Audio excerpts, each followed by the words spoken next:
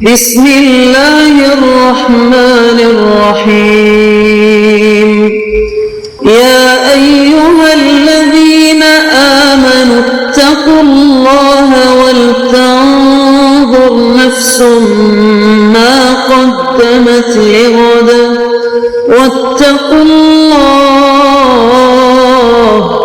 ان اللہ خبیر بما تعملون۔ اے ایمان والو، اللہ سے ڈرتے رہو اور ہر شخص کو دیکھنا چاہیے کہ اس نے کل یعنی آخرت کے لیے کیا سامان بھیجا ہے، اور ہم پھر کہتے ہیں کہ اللہ سے ڈرتے رہو، بے شک اللہ تمہارے سب اعمال سے خبردار ہے۔ بسم اللہ الرحمن الرحیم الحمد للہ رب العالمین والصلاة والسلام على اشرف الانبیاء والمرسلین وعلى آلہ واصحابہ اجمعین ومن تبعہم بإحسان الى یوم الدین۔ قابل صد احترام حضرات شائقین و شائقات سچا پیغام، السلام علیکم ورحمۃ اللہ وبرکاتہ۔ آج کی محفل میراث النبی کے نورانی پروگرام میں آپ کا استقبال ہے۔ اہلا و سہلا مرحبا۔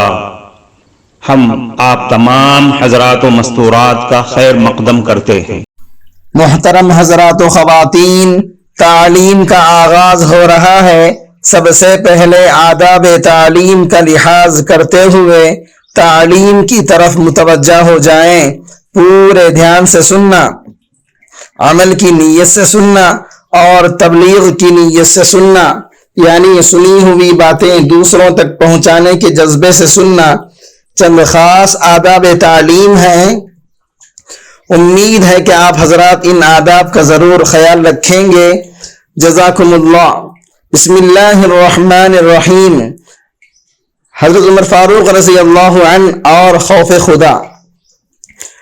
حضرت عمر رضی اللہ عنہ نے فرمایا، کاش میں اپنے گھر والوں کے لیے ایک مینڈا ہوتا، وہ ایک عرصے تک مجھے کھلا پلا کر موٹا تازہ کرتے، حتیٰ کہ جب میں خوب فربا ہو جاتا، موٹا تازہ ہو جاتا، تو گھر والوں کے کچھ مہمان آتے اور میرا کچھ حصہ بھون لیا جاتا اور کچھ حصہ سالن بنا کر کھا لیا جاتا، پھر مجھے وہ کھاتے اور نکال دیتے اور میں بشر نہ ہوتا۔ حضرت عبداللہ بن عمر رضی اللہ عنہما سے مروی ہے، وہ فرماتے ہیں ایک مرتبہ حضرت عمر فاروق رضی اللہ عنہ کا سر میری ران پر تھا۔ یہ آپ کے مرض الوفات کا واقعہ ہے۔ حضرت عمر فاروق رضی اللہ عنہ نے فرمایا، میرا سر زمین پر رکھ دو۔ میں نے عرض کیا، آپ کا سر میری ران پر ہے، مجھے اس سے کوئی تکلیف نہیں، آپ پریشان نہ ہوں۔ لیکن حضرت عمر فاروق رضی اللہ عنہ نے فرمایا، نہیں، تم زمین پر رکھ دو۔ چنانچہ میں نے آپ کا سر زمین پر رکھ دیا۔ پھر آپ نے آہوزاری کے ساتھ کہا، ہلاکت اور تباہی ہے میری اور میری ماں کی اگر پروردگار نے مجھ پر رحم نہ فرمایا۔ سیدنا عثمان ذو النورین رضی اللہ عنہ اور خوف خدا۔ خوف خدا تمام محاسن کا سرچشمہ ہے۔ جو دل اللہ کی ہیبت اور جلال سے لرزا نہیں، اس سے کسی نیکی کی امید نہیں ہو سکتی۔ حضرت عثمان غنی رضی اللہ عنہ اکثر خوف خدا بندی سے آپ دیدہ رہتے۔ موت، قبر اور عاقبت کا خیال ہمیشہ دامنگیر رہتا۔ سامنے سے جنازہ گزرتا تو کھڑے ہو جاتے اور بے اختیار آنسو نکل آتے۔ مقبروں سے گزرتے تو اس قدر روتے کہ داڑھی مبارک تر ہو جاتی۔ لوگ کہتے کہ دوزخ اور جنت کے تذکروں سے تو آپ اس قدر نہیں روتے، آپ پر اس قدر دقت طاری نہیں ہوتی، آخر مقبروں میں کیا خاص بات ہے کہ انہیں دیکھ کر آپ بے قرار ہو جاتے ہیں؟ وہ فرماتے ہیں، قبر آخرت کی سب سے پہلی منزل ہے۔ اگر یہ معاملہ آسانی سے طے ہو گیا تو پھر تمام منزلیں آسان ہیں، اور اگر اس میں دشواری پیش آ گئی تو تمام مرحلے دشوار ہوں گے۔ قبر آخرت کی منزلوں میں سے سب سے پہلی منزل ہے، بس اگر اس سے نجات پا گیا تو اس کے بعد کی تمام منزلیں اس سے آسان ہو جائیں گی، اور اگر اس سے نجات نہ پائی تو اس کی بعد کی منزلیں اس سے زیادہ سخت ہوں گی۔ نبی کریم صلی اللہ علیہ وسلم نے فرمایا، میں نے کوئی منظر قبر سے زیادہ خوفناک نہیں دیکھا۔ حضرت عبد الرحمن ابن عوف رضی اللہ عنہ اور خوف خدا ایک مرتبہ دن بھر روزے کی حالت میں تھے۔ شام کے وقت کھانا سامنے آیا تو بے اختیار مسلمانوں کا گزشتہ فخر و فاقہ یاد آ گیا۔ فرمایا، مصعب بن عمیر رضی اللہ عنہ مجھ سے بہتر تھے، وہ شہید ہو گئے تو کفن میں صرف ایک چادر تھی جس سے سر چھپایا جاتا تھا تو پاؤں کھل جاتے تھے، اور پاؤں چھپائے جاتے تھے تو سر کھل جاتا تھا۔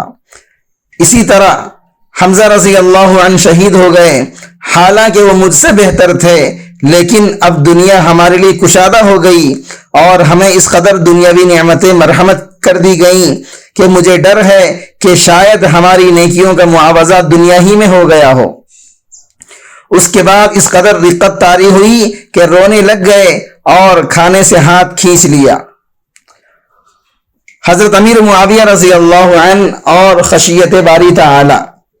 حضرت امیر معاویہ رضی اللہ عنہ کے بارے میں ایسے بہت سے واقعات ملتے ہیں جن سے آپ رضی اللہ عنہ کے خوف و خشیت فکر کا اندازہ لگایا جا سکتا ہے۔ آپ رضی اللہ عنہ مواخذہ قیامت کے خوف سے لرزہ براندام رہتے تھے اور اس کے عبرت آموز واقعات سن کر زار و قطار رویا کرتے تھے۔ علامہ طبرانی رحمۃ اللہ علیہ نے نقل کیا ہے کہ حضرت امیر معاویہ رضی اللہ عنہ ایک جمعے کو دمشق کی جامع مسجد میں خطبہ دینے کے لیے تشریف لائے اور فرمایا، جو کچھ مال ہے وہ سب کا سب ہمارا ہے، اور جو کچھ مال غنیمت ہے وہ بھی صرف ہمارا ہے، ہم جس کو چاہیں گے دیں گے اور جس سے چاہیں گے روک لیں گے۔ آپ رضی اللہ عنہ نے یہ بات کہی، کسی نے اس کا جواب نہ دیا اور بات ہو گئی۔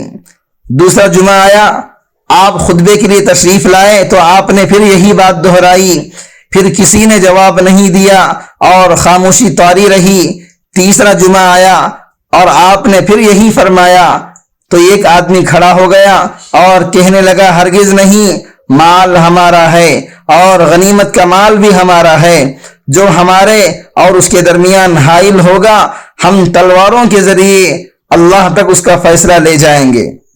محترم ناظرین کرام، اس دینی اور ایمانی بیان کو سننے کے دوران ہی اس کو لائک کر دیجئے اور شیئر بھی کر دیجئے تاکہ دوسرے بھی اس سے فائدہ اٹھا سکیں۔ اللہ آپ کو جزائے خیر عطا فرمائے۔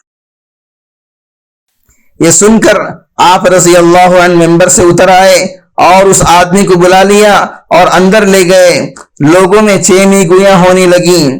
آپ رضی اللہ عنہ نے حکم دیا کہ سب دروازے کھول دیے جائیں اور لوگوں کو اندر آنے دیا جائے۔ لوگ اندر گئے تو دیکھتے ہیں کہ وہ حضرت امیر معاویہ رضی اللہ عنہ کے ساتھ بیٹھا ہوا ہے۔ حضرت امیر معاویہ رضی اللہ عنہ نے فرمایا، اللہ اس آدمی کو زندگی عطا فرمائے، اس نے مجھے زندہ کر دیا۔ میں نے نبی کریم صلی اللہ علیہ وسلم سے سنا تھا، آپ صلی اللہ علیہ وسلم نے فرمایا، میرے بعد کچھ حکمران ایسے آئیں گے جو غلط بات کہیں گے اور ان پر نکیر نہیں کی جائے گی، اور ایسے حکمران جہنم میں جائیں گے۔ تو میں نے یہ بات پہلے جمعے کو کہی اور کسی نے جواب نہیں دیا، تو میں ڈرا کہیں میں بھی ان حکمرانوں میں سے نہ ہو جاؤں۔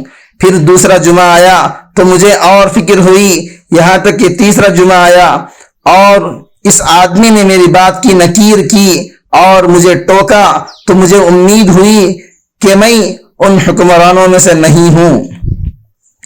حضرت عبداللہ بن عمر رضی اللہ عنہما اور عبادت اور ریاضت۔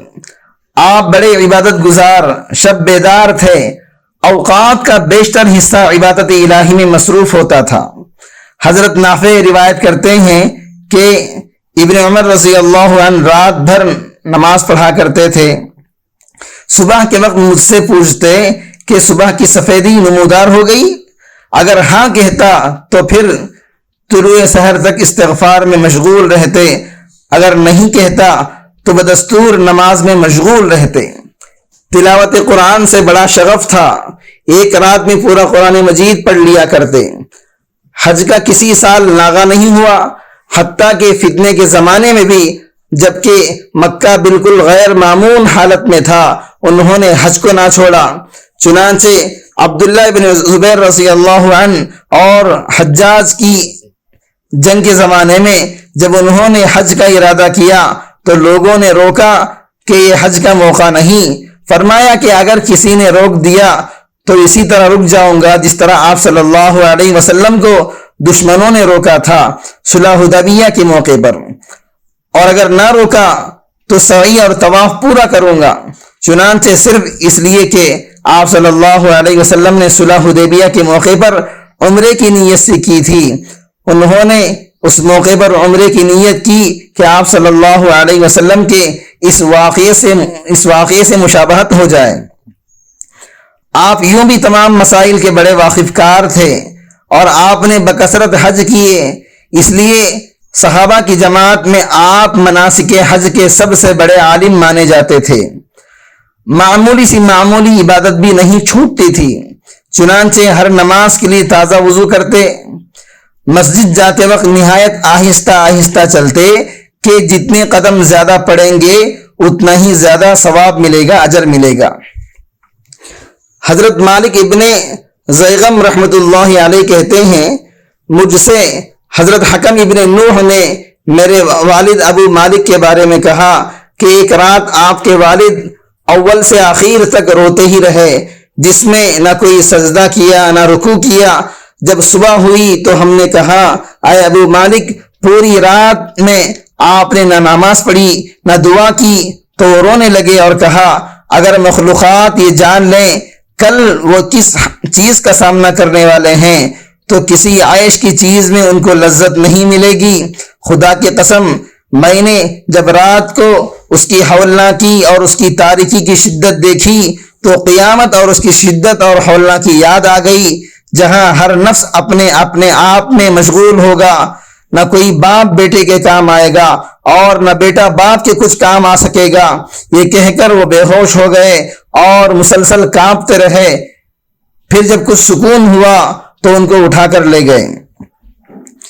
امام ابو حنیفہ رحمۃ اللہ علیہ کا خوف بھی بے مثال تھا۔ آپ کے شاگرد رشید امام یزید ابن الکنیت رحمۃ اللہ علیہ کہتے ہیں، ایک دفعہ علی بن حسین المؤذن رحمۃ اللہ علیہ نے عشاء کی نماز میں سورہ زلزال پڑھی۔ امام ابو حنیفہ رحمۃ اللہ علیہ بھی پیچھے تھے۔ جب لوگ نماز پڑھ کر چلے گئے تو میں نے امام ابو حنیفہ رحمۃ اللہ علیہ کو دیکھا، آپ کسی بات پر متفکر ہیں، سانس پھول رہا تھا۔ کہتے ہیں، میں نے دل میں کہا کہ مجھے یہاں سے چلنا چاہیے تاکہ آپ کو میری وجہ سے پریشانی نہ ہو۔